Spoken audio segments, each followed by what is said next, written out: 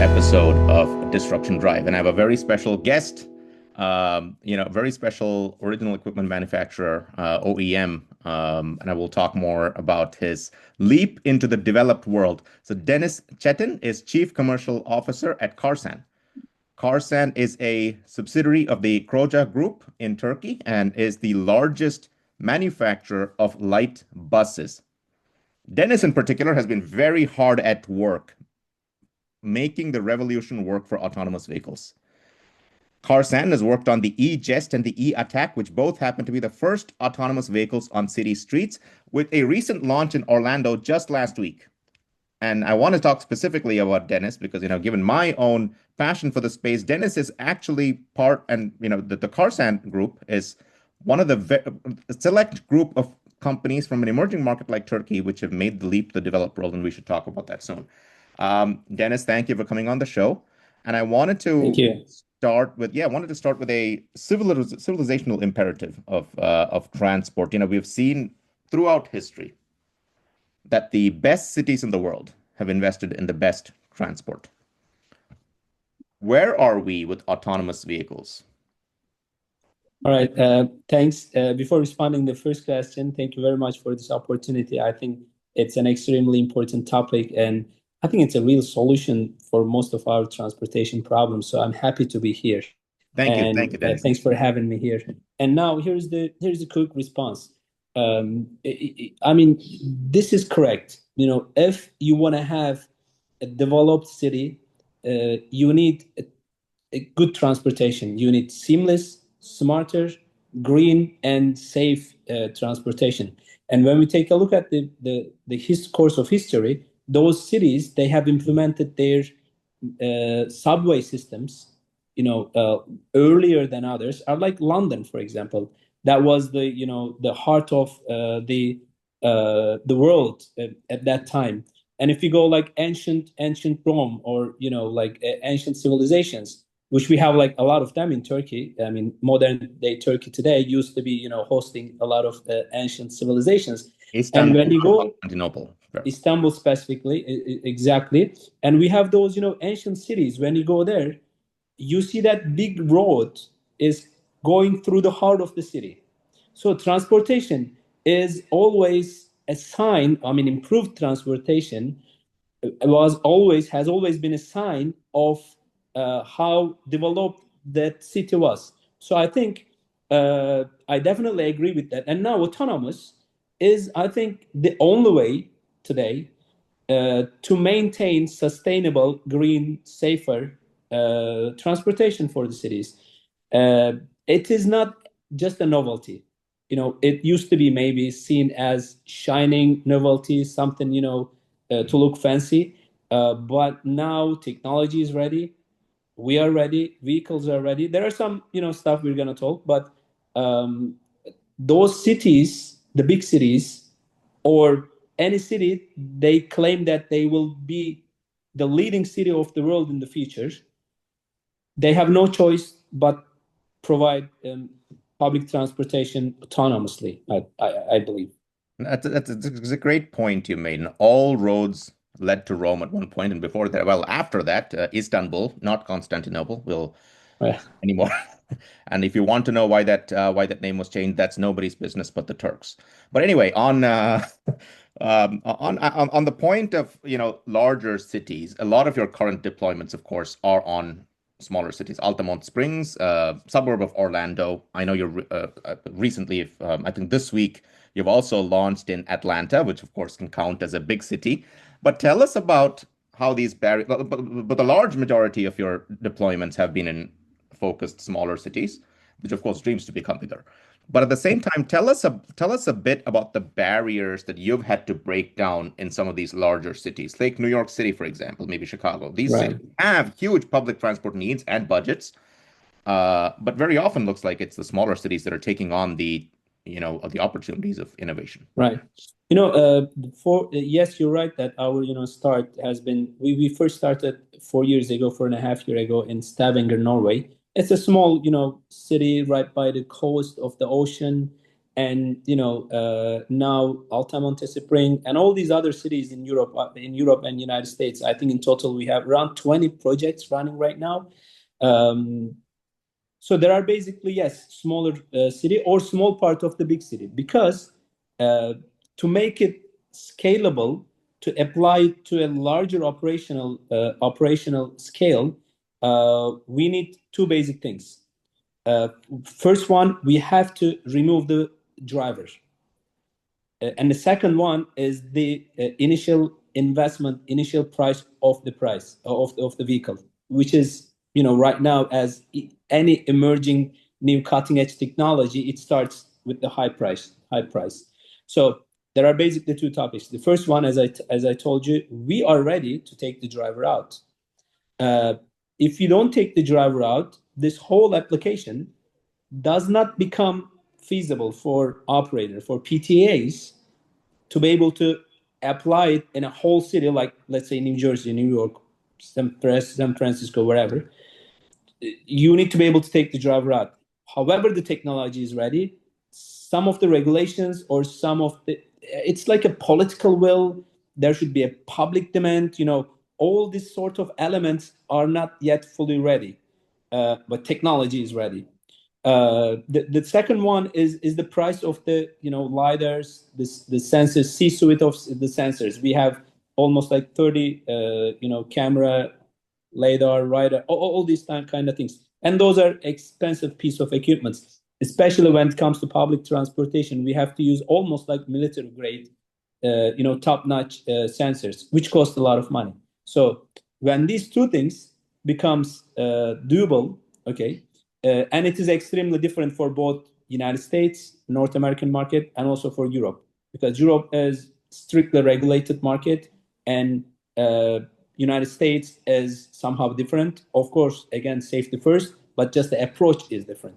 Right. So that's why I think those two elements are critical to for us to see this technology large scale deployed in larger cities.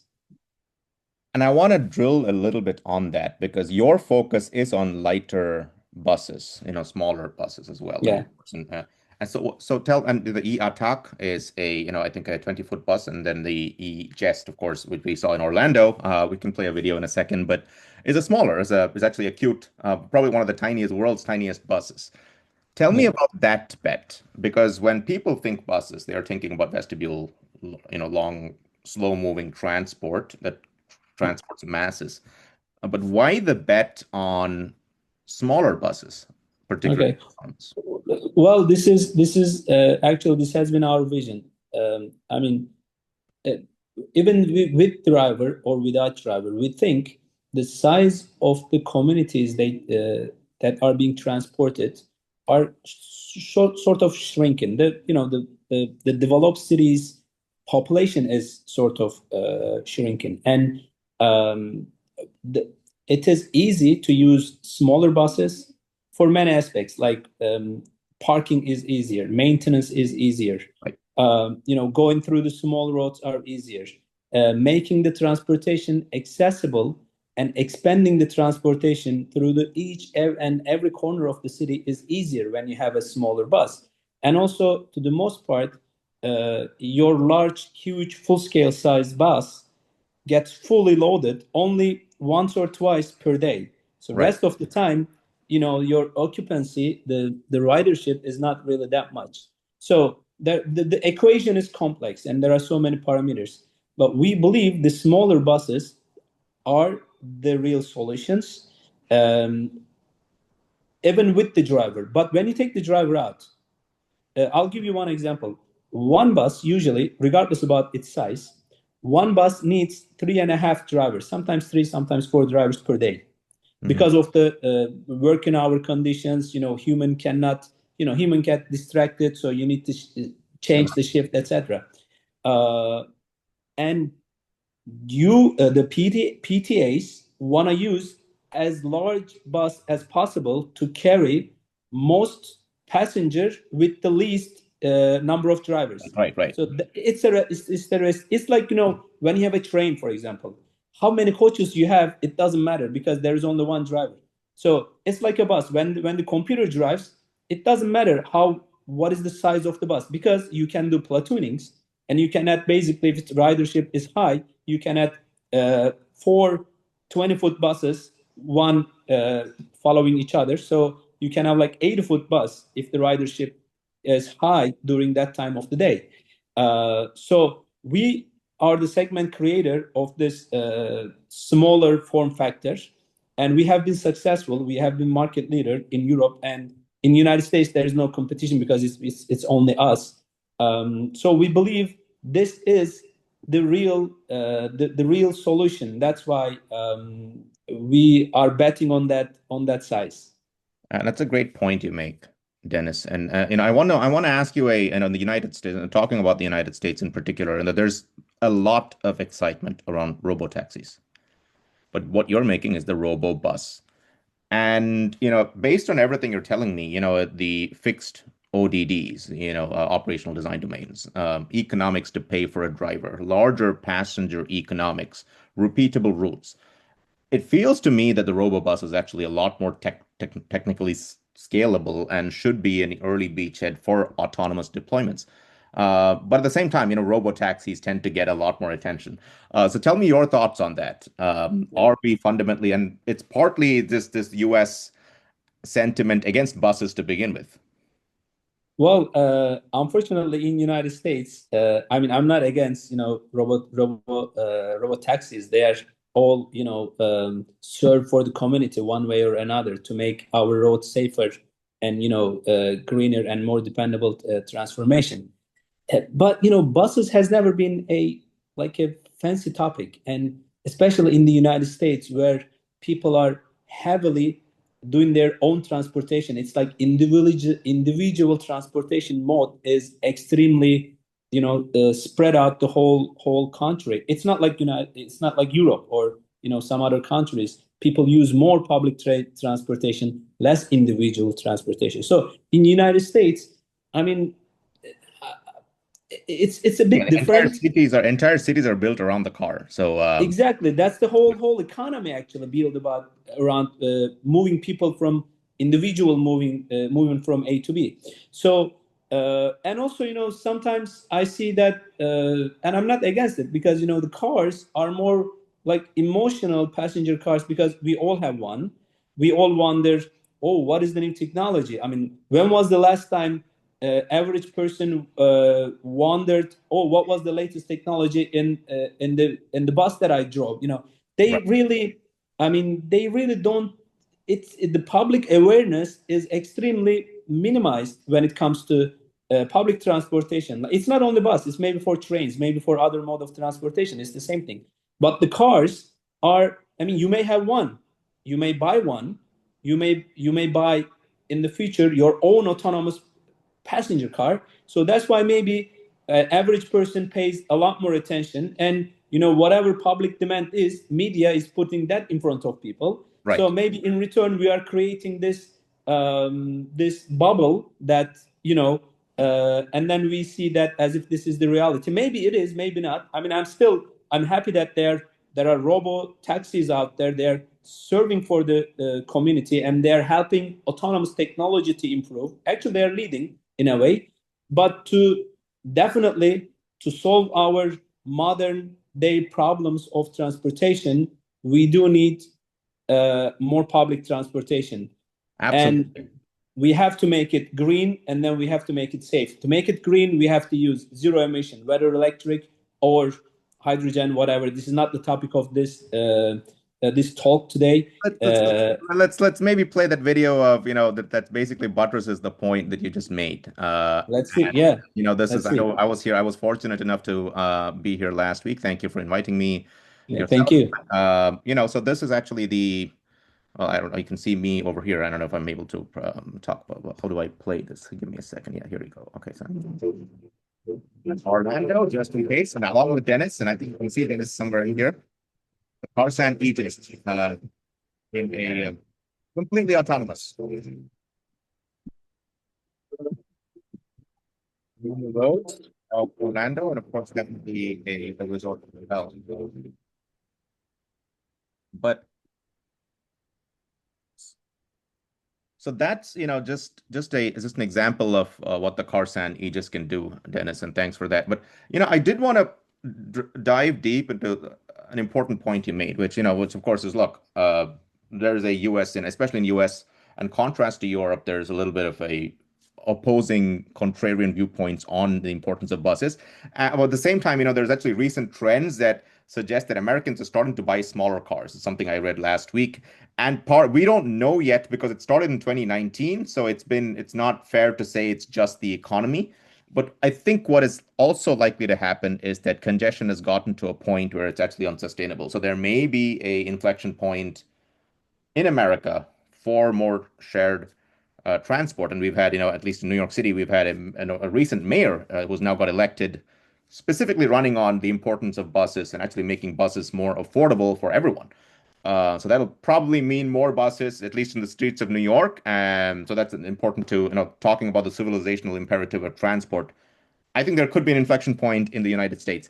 But I want to talk about a very specific topic, because when you go autonomous vehicles, of course, one of the things you're promising is savings on the driver themselves. And therefore there will be possibly some pushback to that from politicians, from communities saying, okay, this is going to take away my job. But in reality, it turns out that, well, it's actually changing some of those jobs to different things. But tell me a little bit about that human in the loop for autonomous vehicles. What can be automated entirely? What still needs a human being? Yeah, of course. This is a great question. And then I think when I said there should be like a political will and the public demand, because basically technology and products are ready, and we need some sort of regulations to wrap around this, and it's happening. I think within a couple of days, a couple of years, it's going to happen. Uh, but the yeah, public perception is important. I mean, I don't want people to see the autonomous buses as the monsters that they're gonna, steal the job away from the people. Actually, it creates, first of all, it creates a better qualified job positions for many people who will be working as, first of all, as software engineers, or like high tech maintenance people, or safety drivers. I mean, safety drivers, I think, will be like a transition period, because at one point you will have safety drivers, and then we will have to remove the drivers anyway. Right. But there will be someone like safety attendants in the bus, probably, to take care Yeah. of the like senior citizens or whoever needs help, assistance, or even maybe the safety of the vehicle. Like in a train, you have conductors, or you have some people sometimes walk around in the coach, from coach to coach, and see what's happening and everything. So there will be some people there as well. And of course, I think we can have like people cleaning the buses, servicing the buses, like daily operations. We are actually just removing the drivers away. Yes, maybe this is an important part of the community, but they will be able to find and replace in different different positions. So I always like to provide this example. I think around 1940s, there used to be one driver for elevators, and Right. they're gone now, and we don't feel that sympathy for them, that they're not around anymore, because we wouldn't be able to sustain and to live in those high raised buildings if this automated elevators made available in a large scale. So think Good about point. that. If every elevator still needed a one driver, we wouldn't be living in this. The cities will be different. Cities will be shaped different. So I think this same analogy probably valid for the buses. Yes, there will be some people out of the equation, but there will be some different form. There will be even more people. And I think we also, that was not the part of your question, but No, I think that for a better purpose, to make sure that everybody gets cheap, safe, green, better transportation. Uh, maybe we need to, I don't want to call this way, but maybe we want to sacrifice a little, tiny bit of thing. Actually, we're not sacrificing.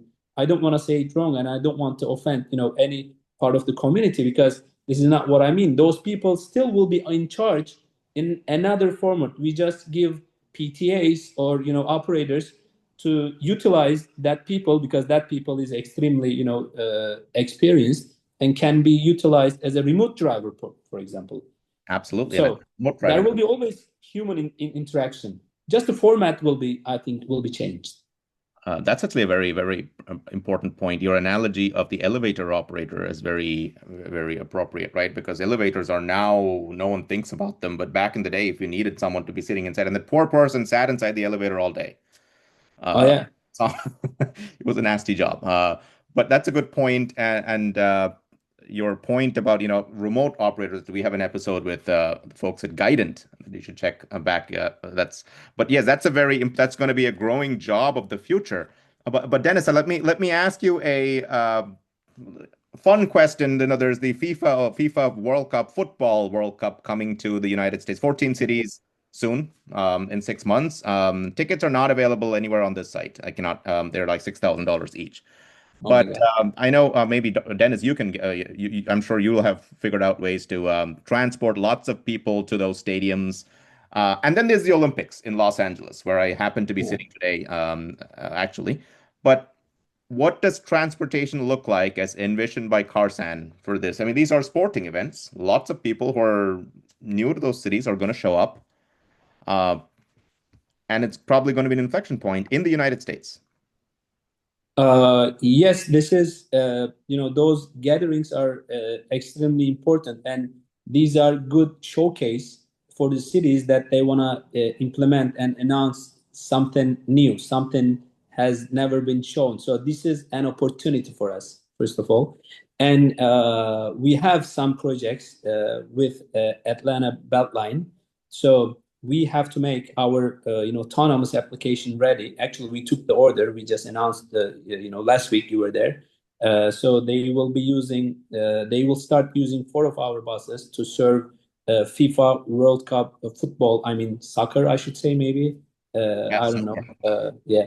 So um, that's a great opportunity for us, and it will give chance for people to try, make, feel themselves comfortable with this new technology, and then once it's proved itself, because you get in this autonomous bus, you spend 2 minutes, you look around, and you feel comfortable because bus is doing everything right, just like as if there's a normal experienced driver. And then you become natural. You look around, you talk to your people around you, you look at your phone or whatever you want to do. It's fun.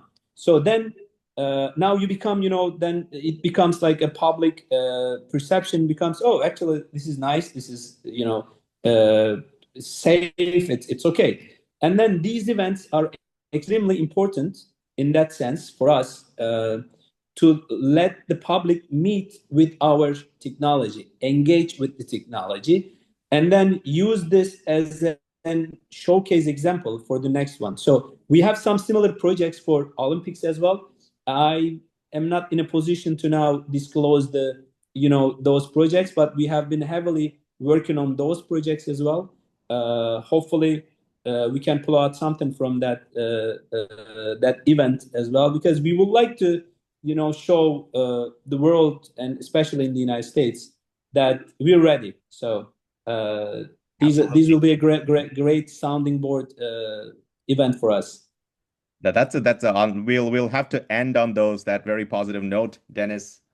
Karsan is ready. The United States is ready with two Yeah. wonderful sporting events coming up, and this world is going to change. So definitely watch this space a lot. But for now, I want to thank Dennis for his, kind willingness to be on this podcast, and I hope all of you listen and get excited for the future of public transport. Thank you, Dennis. Yeah, thank you very much for giving me this opportunity again. Hope to see you soon around sometimes. Thank Hope you.